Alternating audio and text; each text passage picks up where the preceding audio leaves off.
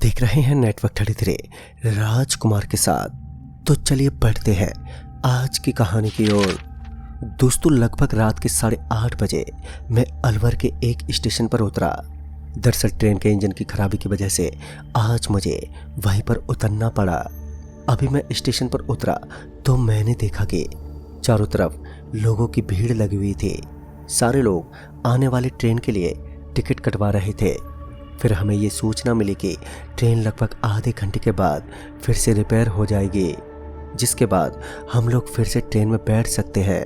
खैर, मुझे तो उसी ट्रेन में जाना था क्योंकि मुझे सीधा अलवर से जयपुर जाने वाली ट्रेन से सफ़र तय करना था। दरअसल जयपुर में मेरा पूरा परिवार रहता है और अब मैं अलवर में था। अलवर में पता नहीं ट्रेन को क्या खराबी हो गई, उसका इंजन खराब हुआ था और मुझे तो उसी ट्रेन से सफ़र तय करना था। मेरा सफ़र लगभग 3 घंटे का होने वाला था, लेकिन कुछ देर के बाद मुझे पता चला कि ट्रेन में बहुत ही बड़ी गड़बड़ हो चुकी है, जिस वजह से यह ट्रेन अब आगे नहीं जा पाएगी।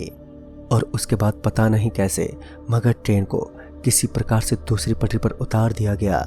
इसका मतलब साफ था, अब या तो मुझे बस के द्वारा सफ़र तय करना था या फिर अब आगे आने वाली दूसरी ट्रेन से, क्योंकि अगर मैं टिकट करवा लेता तो मेरा भी जाने का समय हो जाता।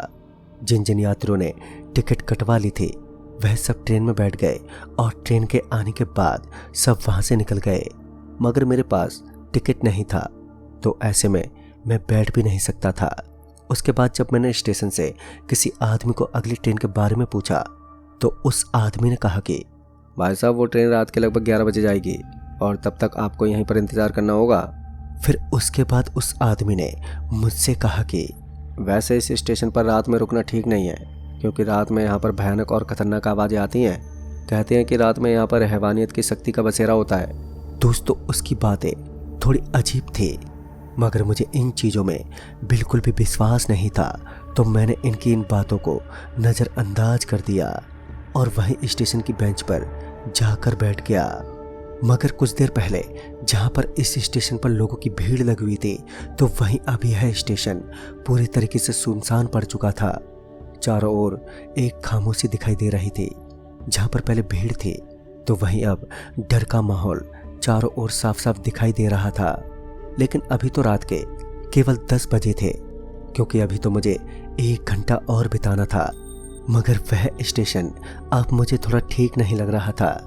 उस स्टेशन पर ना तो कोई आदमी दिखाई दे रहा था और ना ही कोई दुकान। मगर हैरान की बात तो ये थी कि स्टेशन पर इतनी सी देर में इतनी खामोशी कैसे हो गई। अभी मैं ये सब सोच ही रहा था कि तभी मुझे ऐसा लगा कि एक हवा का झोंका एकदम से आया और मेरे आर पार हो गया। मगर मैंने इस चीज़ पर ज़्यादा ध्यान नहीं दिया और मैं वहीं उसी बेंच के ऊपर बैठा रहा। फिर थोड़ी देर तक तो सब कुछ खामोश रहा, लेकिन एक आवाज़ ने मेरे रोंगटे खड़े कर दिए।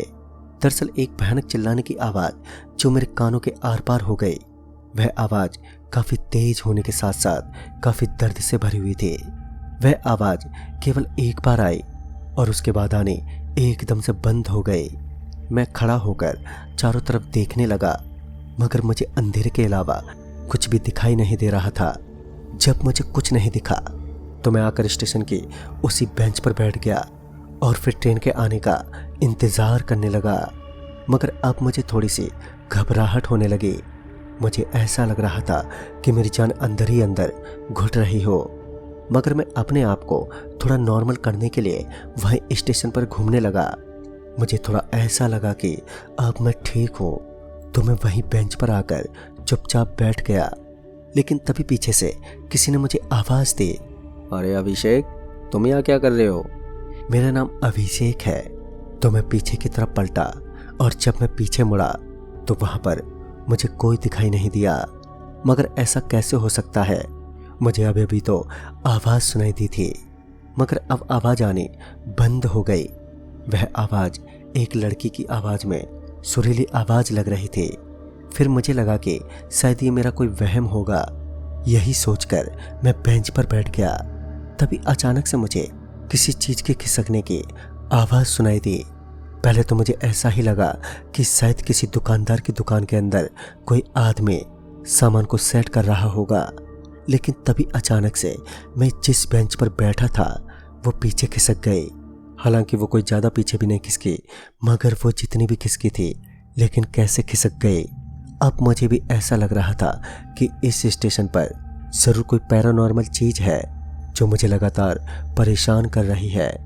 यही सोचकर मैं जल्दी से उस स्टेशन से निकलने की सोचने लगा, लेकिन मुझे मेरे घर जयपुर तो जाना ही था, क्योंकि मेरे घर पर मेरे पापा की तबीयत थोड़ी ख़राब चल रही थी, इसलिए मैं इतनी जल्दी में था।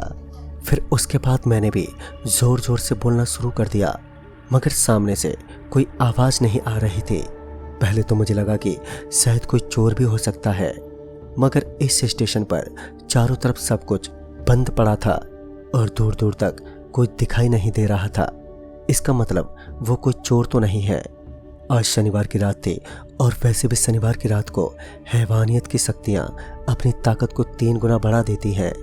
अब मुझे उस स्टेशन पर मिले उस आदमी की बात याद आने लगी, जिसने मुझे इस स्टेशन पर रुकने के लिए सख्त मना किया था।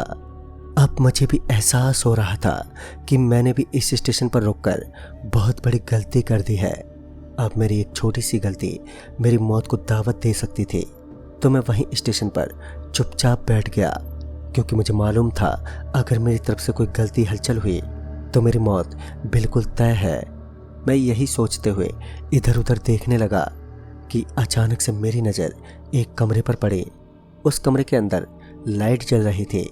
पूरा का पूरा कमरा रोशनी से जगमगा रहा था। यही सोचकर मैं उस कमरे की तरफ बढ़ने लगा, मगर इतनी जल्दी मेरे द्वारा उस कमरे में दाखिल होना मुझे भारी भी पड़ सकता था, इसलिए मैं दबे पांव उस कमरे के पीछे की तरफ जाने लगा।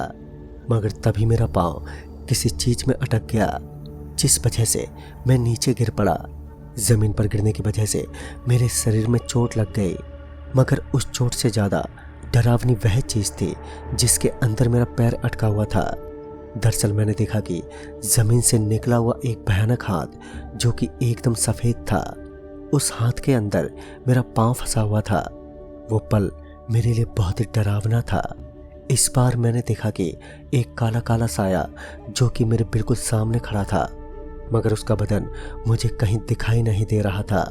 दरअसल मुझे उसका बदन दिखाई तो नहीं दे रहा था, मगर उसकी परछाई मैं साफ साफ देख पा रहा था। लेकिन अचानक से वह परछाई एक शरीर में तब्दील हो गई। अब वह शरीर एकदम काला पड़ चुका था। उसका पूरा चेहरा सफ़ेद था। उसे इस तरह साए से इंसान बनता देख किसी के भी पैरों तले ज़मीन खिसक जाए। उस खामों से भरी हुई रात में मेरे डर की कोई सीमा नहीं थी। मुझे लग रहा था कि डर की वजह से मुझे हार्ट अटैक आ जाएगा। एक और नज़ारा जिसने मुझे अंदर से हिलाकर रख दिया। इस बार मैंने देखा कि वहाँ पर एक शैतानी ताकत नहीं थी, बल्कि उनकी पूरी फौज मेरे सामने खड़ी थी। वह सब बिल्कुल एक जैसी ही थे। उन सब का भयानक चेहरा मानो मुझे मारने की तलाश में थे। मुझे उनसे अब डर लग रहा था। मैं उस वक्त वैसा का वैसा ही पड़ा रहा, क्योंकि मेरे पास कोई और चारा भी नहीं था। मैंने हिम्मत दिखाई और उठा और उसके बाद उस जगह से भागने लगा। जब मैं भाग रहा था तो मैंने एक बार पीछे पलटकर देखा तो मैंने पाया कि अब वह शैतानी ताकतें वहाँ पर नहीं हैं। मैं लगातार वहाँ से भागता रहा और कुछ दूर आगे जाने के बाद मेरी नज़रें सामने की तरफ पड़ी तो मेरी आंखें खुली की खुली रह गईं। दरअसल मैंने देखा कि मैं जिस जगह से भागा था मैं उसी जगह पर आकर वापस खड़ा हो गया हूँ, मगर मैं तो अभी अभी उस स्टेशन की आखिरी जगह तक पहुंचने वाला था। मगर मैं यहाँ कैसे पहुंच गया? अभी मैं ये सब सोच ही रहा था कि तभी मुझे पीछे से एक आवाज़ आई। तुम्हें मना किया था ना कि रात में इस स्टेशन पर मत रुकना, मगर तुमने किसी की बात नहीं सुनी और अब इसका अंजाम तुम्हें अपनी जान गंवा कर भुगतना पड़ेगा। दरअसल इस बार कोई अदृश्य शक्ति मेरे सामने खड़ी थी। मुझे उसकी केवल आवाज़ सुनाई दे रही थी। ना तो मुझे उसका शरीर दिख रहा था और ना ही ये पता चल पा रहा था कि आखिर वो क्या चीज़ है। लेकिन तभी मुझे याद आया कि उस आदमी ने मुझे इस स्टेशन पर रुकने से मना किया था। कहीं वही आदमी तो यहाँ पर मौजूद नहीं है, मगर वो आदमी तो एक नॉर्मल इंसान था। ज़रूरी है कोई अदृश्य शक्ति थी जो उस वक्त मेरे आसपास ही कहीं पर छुपी हुई थी, क्योंकि कभी कभी हमारे आसपास ऐसी अदृश्य शक्तियां मौजूद होती हैं जिनका हमें आभास तक नहीं होता, मगर वो हमारे आसपास मंडराती रहती हैं। लेकिन फिर जब उस अदृश्य शक्ति का दिखना शुरू हुआ तो फिर उस चेहरे को देखकर मैं तो अंदर तक हिल गया। दरअसल इस बार वो आदमी इतना भयानक था कि उसका पूरा का पूरा चेहरा काला रंग का था। जहाँ पर उन बाकी प्रेतों के चेहरे पूरे सफ़ेद थे, तो वहीं उस आदमी का पूरा चेहरा पूरी तरह से काला था। उन दोनों ताकतों के बीच कोई ना कोई तो फर्क जरूर था, क्योंकि जब मुझे वह आदमी दिखना शुरू हुआ तो वहाँ पर वह शैतानी ताकतें मौजूद नहीं थे जो मुझे परेशान कर रहे थे। मगर उस आदमी ने मुझे एक हैरान कर देने वाली बात कही। उसने मुझे कहा कि तुम चिंता मत करो, मैं तुम्हें यहाँ पर कोई नुकसान पहुँचाने के इरादे से नहीं आया हूँ। अगर तुम्हें अपनी जान बचानी है तो तुम्हें मेरे पीछे जाना होगा, वरना वह सभी रूह तुम्हें जिंदा नहीं छोड़ेंगी। उसने बताया कि वह सारी शैतानी शक्तियाँ चोरों की आत्माएं हैं। मैं एक पुलिस ऑफिसर, हम सभी के बीच एक बहुत बड़ी जंग हुई, जिसके अंदर मैंने उनमें से बहुत लोगों पर गोलियां दाग दी, लेकिन उन्होंने धोखे से मुझे भी मार दिया। उसके बाद से उन चोरों की आत्माएं इस स्टेशन पर भटकती हैं। वह आने जाने वाले हर यात्री को लूटने और मारने की कोशिश करती है। अभी तक पता नहीं वह चोर कितने लोगों की जान ले चुके हैं।